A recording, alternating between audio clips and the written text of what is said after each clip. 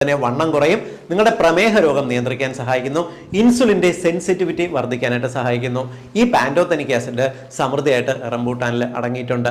കൂടാതെ ക്യാൻസർ രോഗത്തിനെ ചെറുക്കുന്നതിനും പ്രത്യേകിച്ച് ചിലയിനം ക്യാൻസറുകളുടെ ചികിത്സയ്ക്ക് അതോടൊപ്പം നല്ലൊരു സപ്ലിമെന്റ് ആയിട്ട് നമുക്ക് റംബൂട്ടാൻ നൽകാൻ സാധിക്കും. പ്രധാനമായിട്ടും സ്ത്രീകളിൽ ബ്രസ്റ്റ് ക്യാൻസർ, സ്ഥാനാർബുദം, ഗർഭാശയ ഗള ക്യാൻസർ, സെർവൈക്കൽ ക്യാൻസറിന് ചികിത്സയ്ക്ക് ഇതൊരു നല്ല സപ്ലിമെന്റ് ആയിട്ട് ഉപയോഗിക്കാം.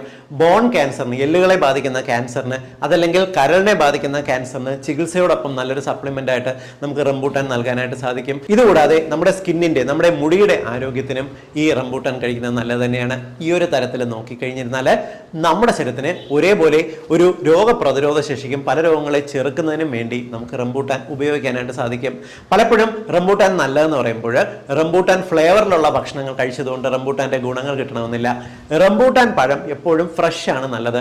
നിങ്ങൾ ഈ റംബൂട്ടാൻ